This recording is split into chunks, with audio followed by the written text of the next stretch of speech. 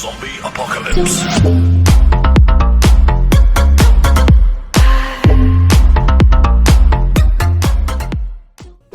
Hey, hello everyone, welcome back to the channel and to another Age of Empires mobile video. As you can see right now, I've already upgraded myself to Town Center level 17, and if you look at my total power, you can see that it's actually doubled from the last video. And that's because if you check the last video, I showed you guys how you can actually rank up or level up in this game quickly with a few tips and tricks. And I hope you guys actually check out that video soon. I will have a link in the description too. And yeah, I've basically doubled in strength in a couple of days, so that's really good. Okay guys, today I want to talk to you guys about the war aspect of this game. Once you leveled up to like a certain amount, you're pretty much like good to go and fight about in the open world against other teams and other players. But before that, you should know some cool things about this game. So today I'm going to be showing you guys the different types of troops there are, and let me show you right now. Okay, so there are 4 different types of troops in this game. Okay, you've got the swordsman, you've got the pikemen, you've got the cavalry, and then finally you got the archers. So there's 4 different types of troops you can train and use in different ways, and I'm going to be showing you guys some simple counters and some things you can avoid and some things that are actually good, and some things in this game that have actually made it much easier for you to actually play and fight, which is really good. Okay guys, if you come back to the map, I told you guys that you can daily attack these groups of soldiers outside, which are tribes, right? So basically if I press on attack here, and you can see that I have 4 different setups right now with different types of troops. You can see swordsmen, pikemen, archers, like that. So I can click on settings right here, and you can see I can set up 3 because I've unlocked 4 slots. I can set up 4 different ways of how I want to attack. It's really good, but the main thing I want to talk to you guys is about this unique counters. If you click on this, you can see that what type of troops actually can defeat the other. So if you take pikemen, you can see that swordsmen are the best to attack with to defeat pikemen, and to defeat cavalry, pikemen are the best to attack with. To defeat archers, you need cavalry. To defeat swordsmen, you need archers. So it works in a clockwise manner.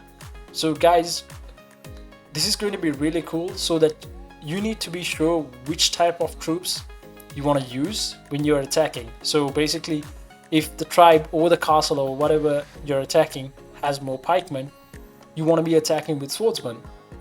And depending on the composition of the troops, if there's more cavalry in there, you want to be attacking with more pikemen. Stuff like that.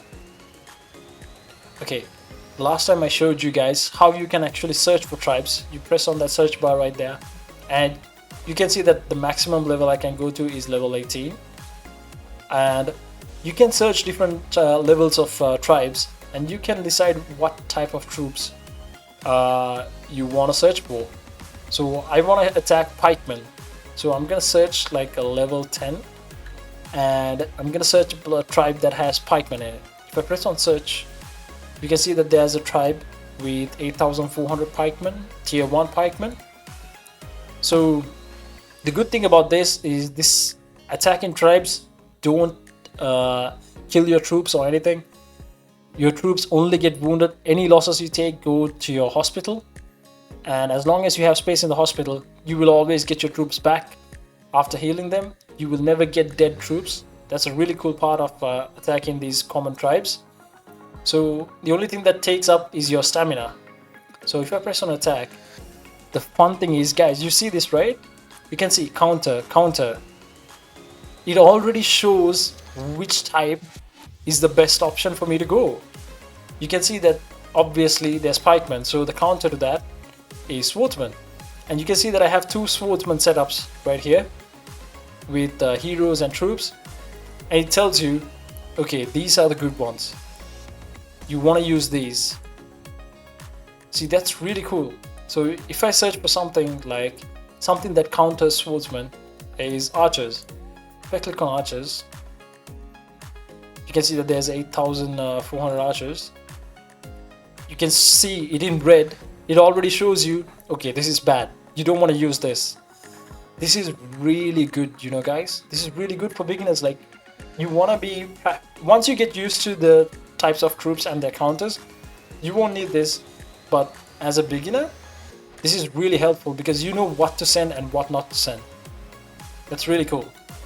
So if I go back and search pikeman, you can see that I can press attack and I can see that my march is actually overpowering.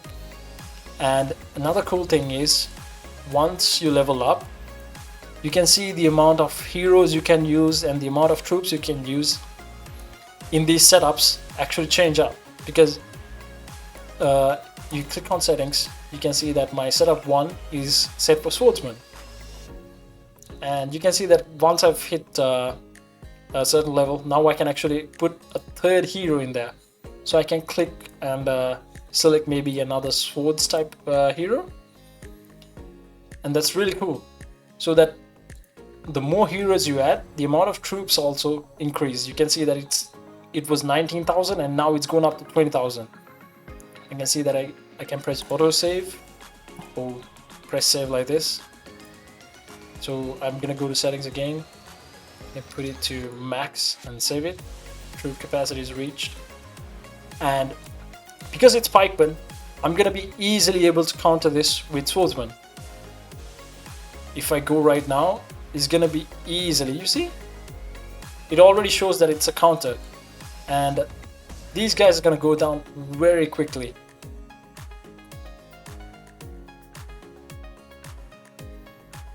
There you go, easy win. Obviously, the higher level you pick, the harder it's gonna get.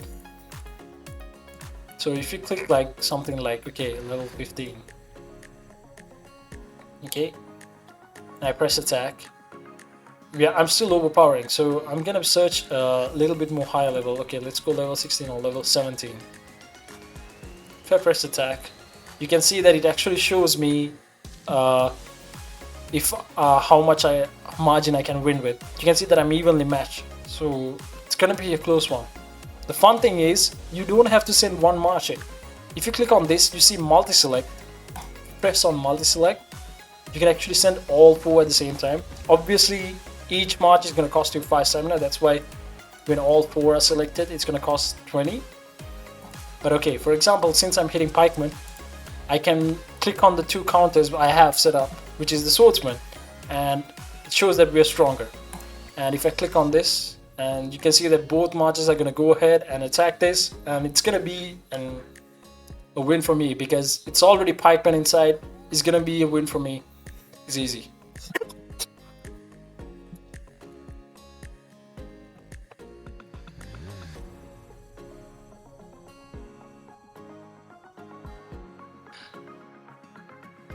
Okay, easy win.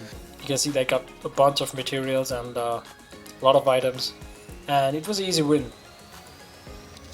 And you can see that if I go to the report right here, I can go to mail and click on military, and it will show me the most recent report, which is 1 minute ago. And you can see by both marches, the reports, you can see that there's actually no dead people. The tribes are going to get losses, obviously, but you can see that you only get wounded. So that's actually helpful, so you don't lose troops. Make sure you use all your stamina when you attack these tribes and get the maximum amount of gifts you can, because it actually helps your alliance too, because this actually gives gifts to your alliance. Okay guys, one more thing before I go. Right now what we attacked was tribes, and that's a simple thing just to get gifts. But you can see that there's different classes around. Mostly it's allies because I'm at my hive right here. But you can see that there's the ones in red are the ones that are outside your alliance, and those are the ones you can actually go ahead and attack. Okay, let's look at this for example. you can see that if I click on this, I can go ahead and press attack, I can press rally attack, or you can press scout. The best thing to do first is you want to press scout and check out what the person has, what type of troops or anything. Once I press this, you can see that it goes into a different phase called hostile action. So you see that it says unable to use Peace Shield while the state of war. That means when I do anything like this, when I press attack, rally attack, or scout on a different castle that is not in our alliance, you're gonna get a hostile action setup, which is where you go into a state of war.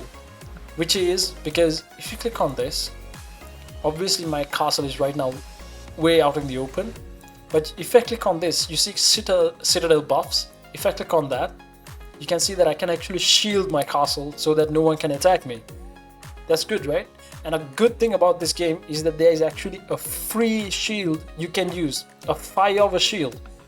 So basically all I have to do is press this, and the only downside is you have to wait 2 hours for this, but this can be easily set up because 2 hours before you go to sleep you can press this already, and you can do your normal gathering and everything because that's not a state of war.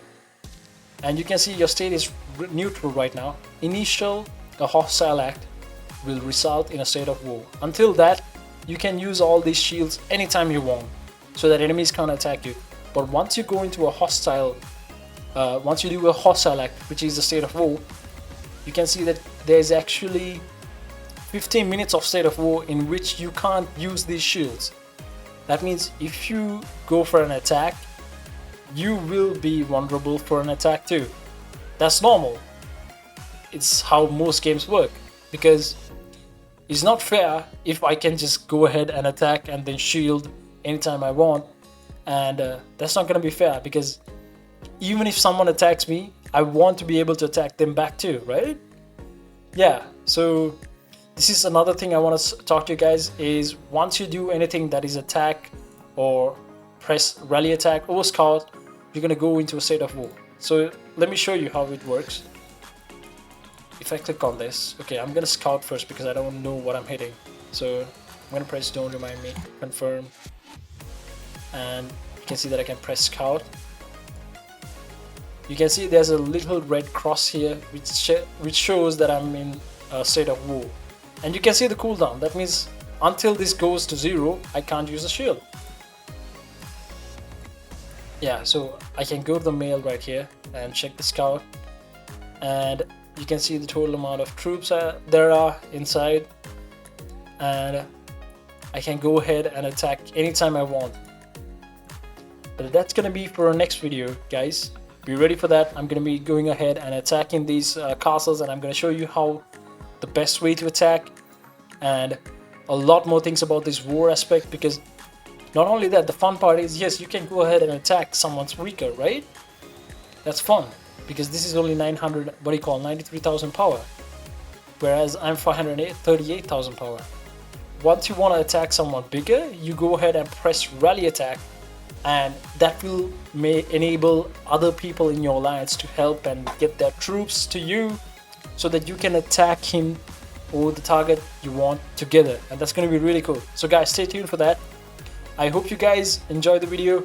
If you guys haven't downloaded this game yet, it's available in the Apple App Store and the Google Play Store. It's called Age of Empires Mobile. Go ahead and download it. It's also there in the link in the description below. So guys, check it out and see you guys soon. Peace.